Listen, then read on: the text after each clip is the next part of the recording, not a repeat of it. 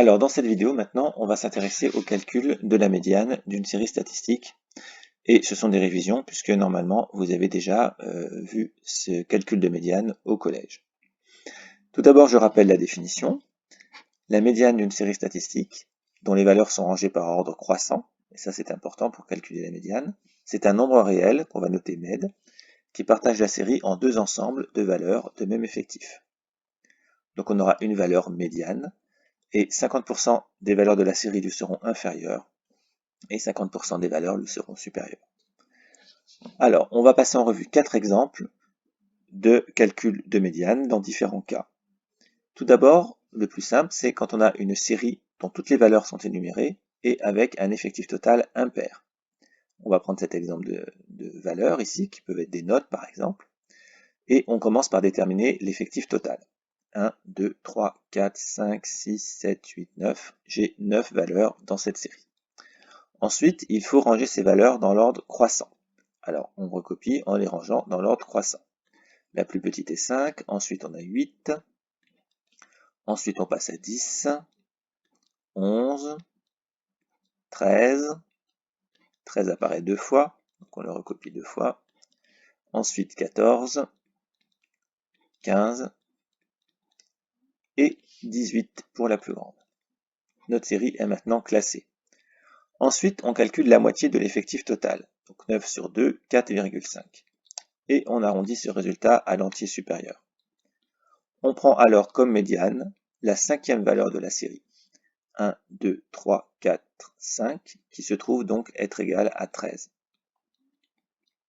La médiane est égale à 13.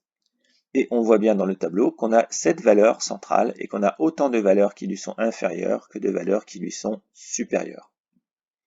Voilà, c'est donc notre premier cas de calcul de médiane. Le deuxième cas, donc on a la même situation, une série qui est donnée avec l'énumération de toutes ces valeurs, mais cette fois-ci on va avoir un effectif total pair. Ici l'effectif total est égal à 1, 2, 3, 4, 5, 6, 7, 8. N égale 8. On classe les valeurs de la même façon que dans le premier exemple, dans l'ordre croissant. Donc la plus petite valeur est égale à 2. Ensuite, on a 3, 4, 5, 6, 8 et 9, qui apparaît deux fois. Voilà le tableau des valeurs rangées dans l'ordre croissant. On calcule la moitié de l'effectif, qui est ici égal à 4. Alors, si on observe le tableau, on voit qu'on a donc 8 cases dans ce tableau, et on ne peut donc pas mettre en évidence de façon aussi évidente que dans le premier exemple une valeur qui serait exactement centrale avec autant de valeurs inférieures et autant de valeurs supérieures. Le centre du tableau, en fait, il est ici et donc il ne contient pas de valeur. La médiane, dans ce cas-là, est la demi-somme de la quatrième valeur, puisque l'effectif n sur 2 est égal à 4, de la quatrième valeur et de la cinquième valeur. Alors 1, 2, 3, 4, la quatrième valeur est égale à 5. Et la cinquième valeur est égale à 6. Donc on prend comme médiane 5 plus 6 sur 2, soit 5,5. Donc dans ce cas-là, dans cet exemple, la médiane n'est pas une valeur de la série. Voilà donc pour le deuxième cas. Maintenant, le troisième cas, qui va être assez fréquent, c'est le cas d'une série statistique qui est donnée par valeur et effectif. En fait, les règles précédentes du premier et du deuxième cas s'appliquent toujours.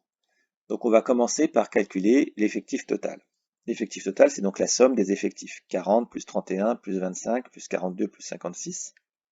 Et ça nous donne 194. 194 est un nombre pair. Donc j'applique la règle que j'ai vue dans le deuxième cas. Je calcule la moitié de l'effectif qui est donc 97. Et la médiane est la demi-somme de la 97e valeur et de la 98e valeur. Bien, maintenant le problème c'est de savoir quelle est la 97e valeur et la 98e valeur. Pour le savoir, on va calculer les effectifs cumulés croissants.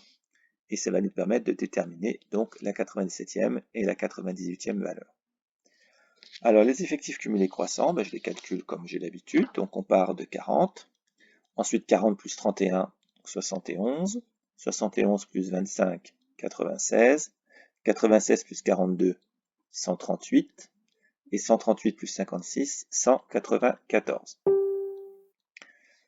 Alors, dans ce tableau, on voit que, en fait, il y a 96